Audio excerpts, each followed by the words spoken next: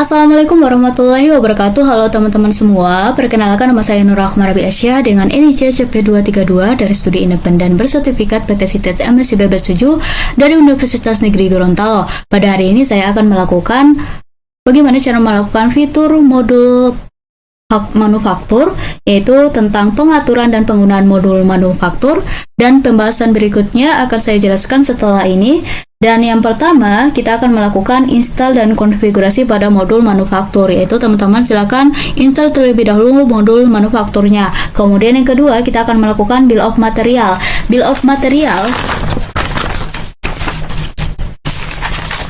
of material adalah sumber data yang digunakan dalam pembuatan produk dan juga merupakan nangka penting dalam bisnis manufaktur yang terdiri dari daftar lengkap, komponen, bahan mentah, dan instruksi yang diperlukan untuk membuat, membangun, atau memperbaiki layanan atau produk. Nah, selanjutnya habis itu kita akan melakukan manufacturing order. Nah, di sini saya akan menjelaskan modul manufaktur. Manufaktur merupakan prosedur perubahan dari bahan baku menjadi produk jadi. Bagi sebuah organisasi yang menangani banyak barang manufaktur, mereka harus memiliki keahlian untuk menangani setiap aturan manufaktur.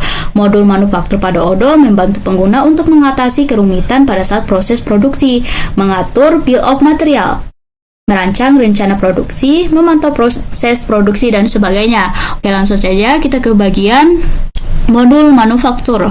Nah, di sini kita akan melakukan bill of material terlebih dahulu.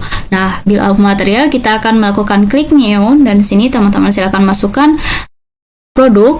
Nah, di sini saya akan membuat produk terlebih dahulu. Di sini saya akan membuat nama produknya, yaitu papan tulis. Sini saya masukkan kodenya, papan tulis. Kemudian kita save and close. Kemudian komponen apa saja yang ada di papan tulis ini. Di sini saya masukkan. Saya buat new baru, yaitu ada bagian rangka. Di sini kodenya dulu, rangka papan tulis. Kemudian kita save and close. Kemudian kita tambahkan outline-nya lagi, yaitu aksesoris. Kita klik new.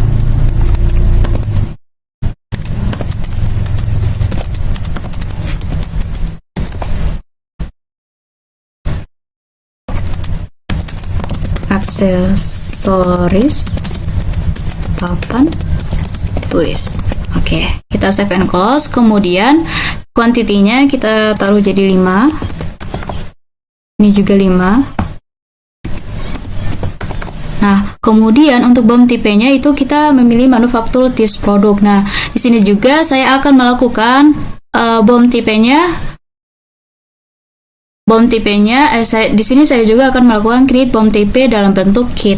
Kemudian kita save manually, kemudian kita ke bagian produk untuk melihat bahwasanya papan tulis sudah terisi. Nah, di sini kita akan melakukan new untuk BOM tipenya dalam bentuk kit. Nah, di sini search mode-nya bagian dari komponen dari papan tulis. Di situ ada bagian rangka papan tulis. Nah, sini kita masukkan. Kemudian rangka papan tulis apa saja komponennya. Di sini dia terdiri dari papan. Sini saya akan masukkan lagi. Klik new.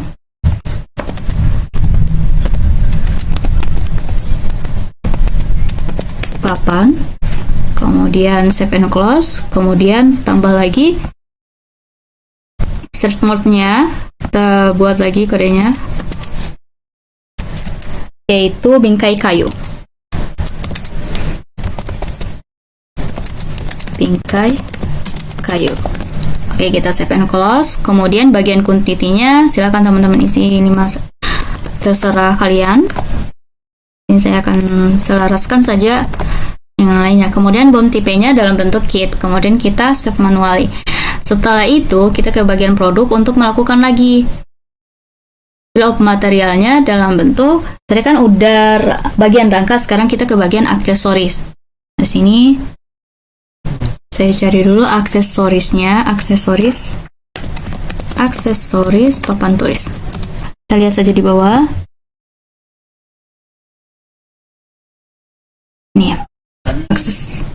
Terusnya salah ketik ya, aksesoris papan tulis. Kemudian outline-nya, sini kita akan masukkan terlebih dahulu,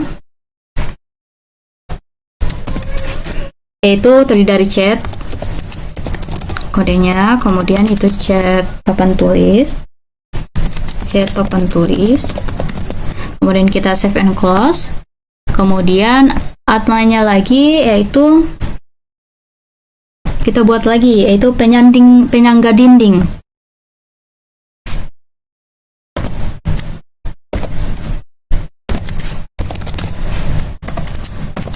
Penyangga dinding.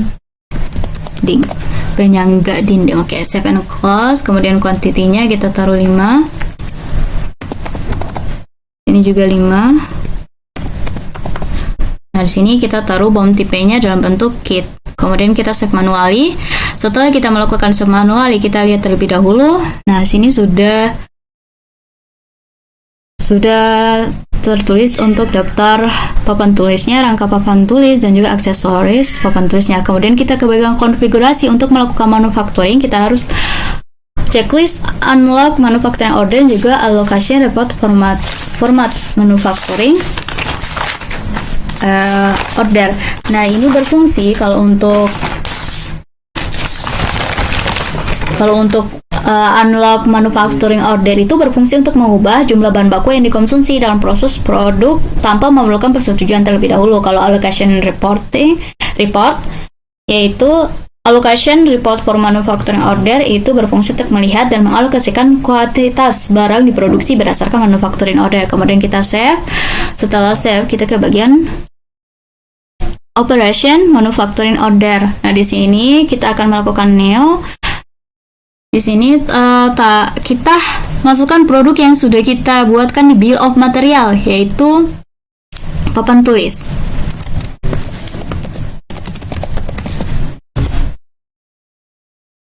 Nah, ini secara otomatis di bagian komponen produknya, di situ akan muncul komponen dari papan tulis. Jadi fungsi dari bill of material ini untuk memudahkan kita dalam melakukan mendata nama komponen yang ada di papan tulis. Nah, kemudian kita save terlebih dahulu untuk memunculkan nomor referensinya. Kemudian di sini kan masih dalam bentuk draft, kita langsung confirm. Setelah confirm, di sini kan masih komponen statusnya not available, karena di sini kuantitinya sini harus disesuaikan dengan toko konsumennya. Jadi 25. Oke, sebelum itu saya ganti kuantitinya menjadi 5. Maka jika kuantitinya 5, di sini akan juga berubah menjadi konsumennya menjadi 125. Di sini 125. Ini juga 125. Kemudian ini juga 125. Juga 125. Nah, setelah itu kita save dulu. Setelah save, dia akan berubah komponen statusnya menjadi available. Nah, kemudian setelah lakukan available, kita produce all-nya. Kemudian di sini send quantities dan validate. Kemudian dia berubah menjadi done. Kemudian kita akan melihat overview dari dokumen ini. Nah, di sini kita bisa lihat dokumen dari manufacturing order-nya. Ini, jadi gini kayak tampilannya. Kemudian kita ke bagian reporting produknya. Sini kita akan melihat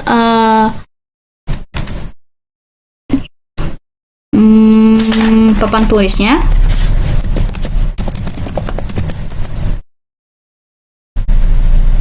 Sini on hand-nya menjadi 5. Sebelumnya on hand-nya itu dia masih dalam bentuk 0 karena kita sudah melakukan quantity pada manufacturing order, maka on hand-nya menjadi 5. Oke, pembahasan selanjutnya itu tentang otomatisasi proses produksi, yaitu melalui fitur reordering rules pada modul inventory. Ini teman-teman ke bagian modul inventory, kemudian teman-teman ke bagian konfigurasi, yaitu di bagian reordering rules. Di Sini teman-teman masukkan reordering rules-nya itu kalau saya masukkan papan tulis yang sudah saya buatkan di bagian bill of materialnya.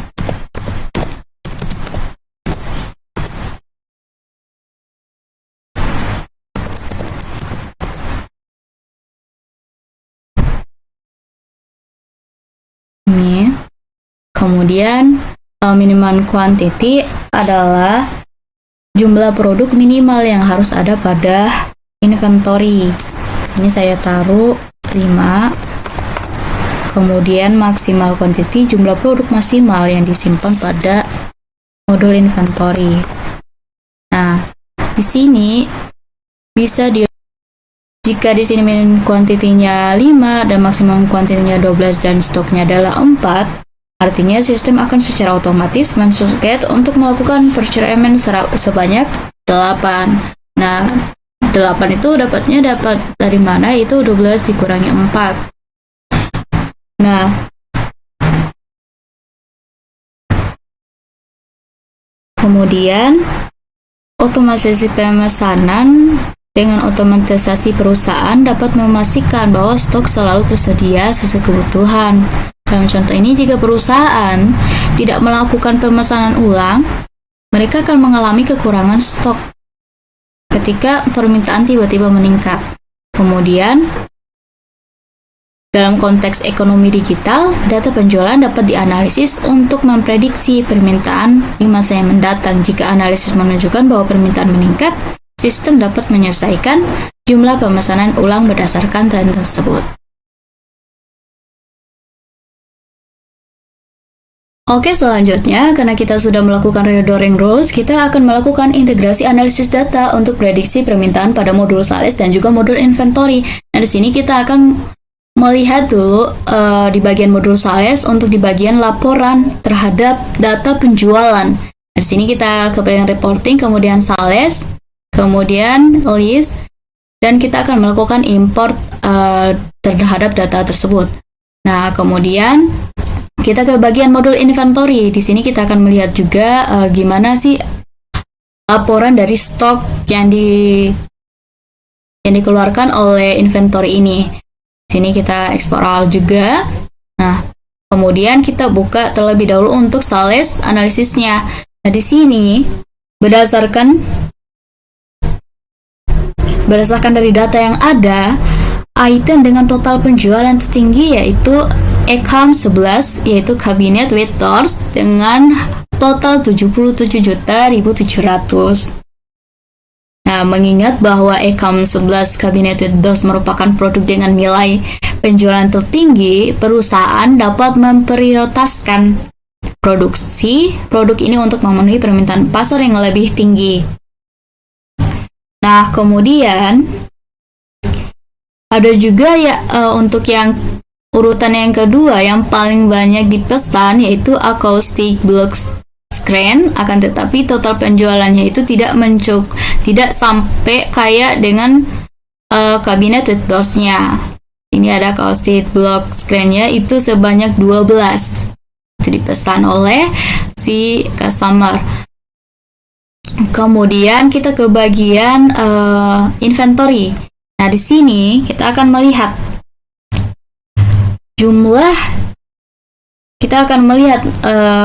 jumlah yang di sini kita akan melihat jumlah produk yang keluar, itu yang pengeluarannya itu banyak. Di sini yang paling banyak adalah di sini 234, yaitu large cabinet Ecom 07 large cabinet. Nah, kemudian karena large cabinet memiliki keluaran tertinggi, maka jadwal produksi bisa difokuskan pada item ini untuk memenuhi permintaan. Data ini menunjukkan bahwa produk tersebut populer dan harus ada dalam stok yang cukup. Kemudian meninjau ketersediaan untuk produk yang lain seperti custom table. Bentar di sini.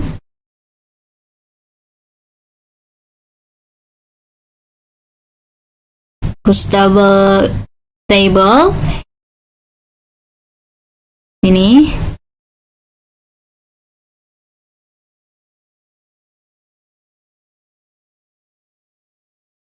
yaitu costable table dengan produk-produk dengan ID-nya produk-produk. Di sini bisa dilihat yang hanya memiliki 5 unit keluar. Mungkin perlu ditinjau apakah diproduksi lebih lanjut atau tidak, tergantung pada tren permintaan yang luas. Kemudian untuk produk yang memiliki keluaran terendah atau bahkan tidak keluar seperti pada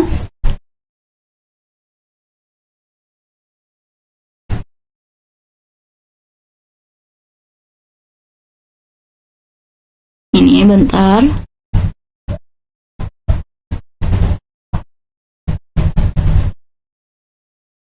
Ini yaitu produk konsul delivery.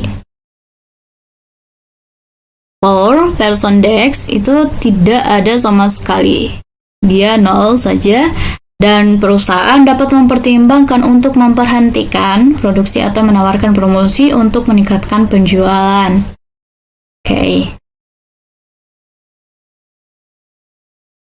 Oke teman-teman, selanjutnya setelah kita melakukan integrasi analisis data untuk prediksi permintaan, selanjutnya kita akan melakukan pelacakan produksi secara digital, yaitu melalui work order di manufacturing order. Jadi kita klik new, kemudian kita masukkan produknya yang sudah kita buatkan sebelumnya.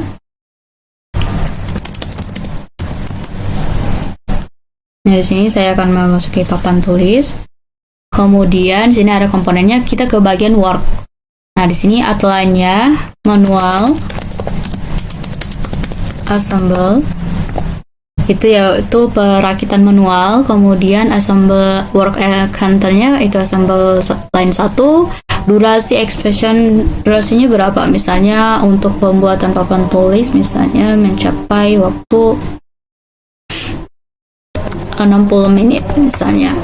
Kemudian setelah itu kita melakukan save dulu supaya ini muncul. Kemudian kita melakukan confirm. Kemudian di sini kita akan melakukan, sini masih not available karena kita belum melakukan start tersebut. Jika kita sudah melakukan start, maka dia akan menjadi available. Nah, di sini dia sudah berubah jadi available. Di sini kita bisa melihat melacak durasi dari. Nah, di bagian work order ini, bagian biasa yang berisi rincian tugas-tugas yang harus dilakukan untuk menyelesaikan pesanan produksinya. Misalnya di sini kuantitinya misalnya 5, maka expression durasinya itu berapa? Nah, di sini karena kuantitinya 1, maka expression durasinya adalah 60. Nah, di sini bisa berjalan, kita bisa melacak perjalanan dari proses produksinya. Kemudian kita down saja. Setelah down, itu statusnya sudah finish, berarti dia to close-nya itu berarti dia sedang istirahat atau sudah melakukan proses produksinya. Kemudian kita produce all, ini menandakan bahwa statusnya sudah finish dan ini adalah done. Kemudian mungkin itu saja dari saya. Mohon maaf bila ada kesalahan. Wassalamualaikum warahmatullahi wabarakatuh.